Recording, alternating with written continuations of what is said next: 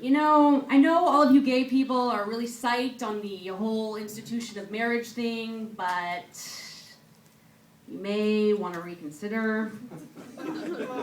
I mean, I personally can't think of a bigger buzzkill than taking something steamy and hot and sexual and illicit and sanctioning it by the US government.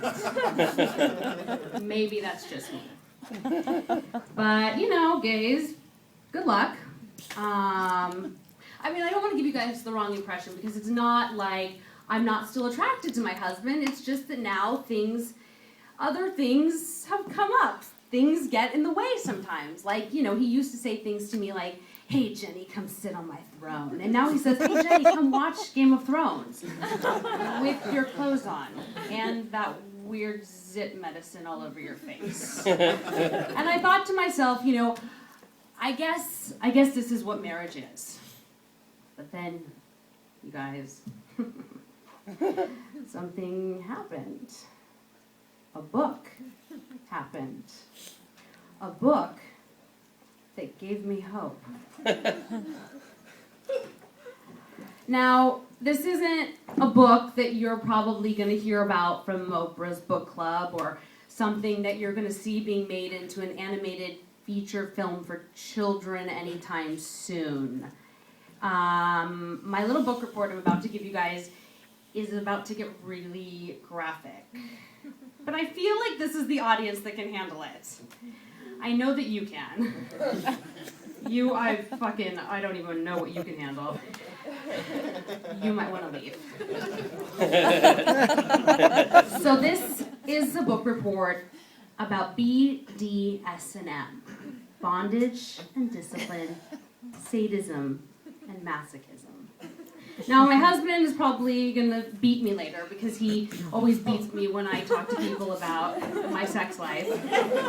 He says to me, "Jenny, I don't understand. I mean, I really don't know why you have to, you know, expose yourself like that." I don't know if you guys are familiar with my husband. He's that guy. He's Jason Biggs from the American Pie franchise. And, you know, it's funny because, like, I say to him, it's like, "Jason, we own our house because you fucked a pie. Okay? I can go into a theater in 64 different countries right now and see you full frontal. Your dick has its own Facebook page. He friended me yesterday. I haven't accepted yet because I see a lot of him as it is. So, you know, for you to tell me right now that you're uncomfortable with me talking about this shit, it's like, you know what, you should leave too." Yeah, you know what? We'll talk later. Go wait in the car for me. So you guys, the book, I'm fucking not kidding you guys. This book is called 50 Shades of Grey by E.L. James. It is an erotic exploration of sexual deviance. It is about sex with a man and a woman, sex with a woman and a woman, sex with a woman and a woman, and another woman, and that woman's best friend, and her dog walker, and fucking the bondage, you guys, the bondage, and the chains, the whips, the glitter, the fucking feathers, and oh my god, those golden plated steel balls. I don't even want to give it away. I just want you all to go get a copy and read it. But what this book did for me, God, it really shifted something inside me, you know? It just changed me. It reintroduced me to that sexual predator laying dormant and eating pirate's booty within me.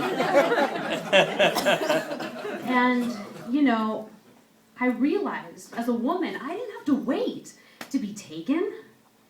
I could be the taker. But there was one problem. The people in the book weren't exactly like me, you know? I mean, they had things that I didn't have. I needed a sex dungeon, you guys, and I needed it now. I mean, I live up above Sunset. There's not really a lot in the way of sex dungeons in my neighborhood. You know, I mean, I have a guest bedroom, which isn't really being used. I thought eventually I would make it into a child's bedroom, but I guess I could also double as a sex den. That's not weird. You know, I think that honestly, a leather sex swing would be better on my mother-in-law's back anyway. So fuck it, let's just do this shit. So I got in the car, you guys, and I headed straight to the pleasure chest. I stood at the entrance, and I had two options. I could go left, or I could go right. I could go right. If I went left, that was where all that kitsch stuff was, you know, the like edible underwear and those amazing penis straws that are always a huge hit at bachelorette parties. I mean, I love those penis straws because it's just like, you know, you start out and you get photos where they're like, hello, me and a penis. And by the end of the night, it's like, oh, and you're getting like ass raped by penises, ear raped by penises. It's like fucking 2-on-1, 3-on-4. I love tagging people in those photos the next day. It's just like gives me such like warmth inside. But this wasn't that kind of trip. This was for me, and I needed something nasty. So I went right. I'm walking through the fucking doors, you guys. I'm shopping, but you know, the good Jewish girl inside me, I had to fucking find a deal. And I'm sorry, but $300 for a spreader bar, I have a whole dungeon to decorate, you guys. I will take the 2-for-1 butt plugs and 4 cock rings. 3, 2. I took everything up to the front desk, and I was ready to pay, when suddenly I saw the gold-plated steel balls. They're not this big. They're like this big. My vagina is not this big. It's more like this big. And they were only $19.99. So fucking got those. I paid for everything, got in my car, got home, and I did and do what I do every time I shop is I rip the tags off of everything without thinking or, you know, deciding if I want to keep it, and I dress myself. I put everything on. So there I am in the bedroom. I have the dog collar, the nipple clamps, the fucking corset, the pleather pencil skirt, and the golden balls. I take the golden balls and I shove them inside my vagina, and I wait for something amazing to happen, when all of a sudden, I hear the garage door with this asshole coming home. So, I'm like, fuck, my dungeon is not ready. This is kind of not fun. I go running downstairs and I'm just like, okay, I gotta do what I gotta do. I'm just going to present myself to him. So I hear the front door opening and I just stand there in all of my sexual glory and I say, I want you. And who are you? You didn't tell me you were bringing someone home with you. I'm Jenny. Enter. And I took one step back, you know, the way you do when you're naked in front of any one of your husband's friends that you don't know. And that's when you guys, the balls, decided that it was time to reveal themselves. So all of a sudden, I'm purging the balls. The balls are being purged out of me like I am a fucking clown car.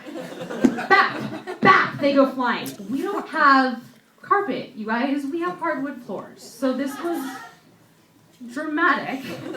My husband's looking at me, his wife, the human gumball machine. This guy, who I don't fucking know, is looking at my husband. Finally, he's the one who says something. He goes, dude, maybe this is not a good time. I took that as my cue to leave the situation and charge upstairs. I get in bed, I rip off the nipple clamps, probably also ripping off a nipple.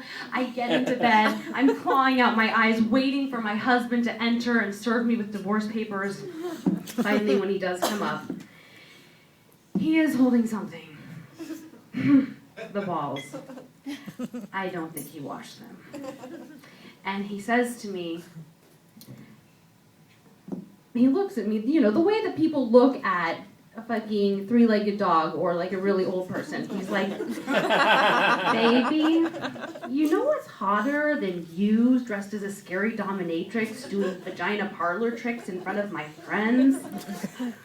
What? I asked. Everything, he said. Are you mad? I asked. No, he said. "Can I whip you?" I asked. "No," he said. He got into bed next to me, and he held me. And that's when I guess I realized that some fantasies aren't meant to be duplicated. And we lie there,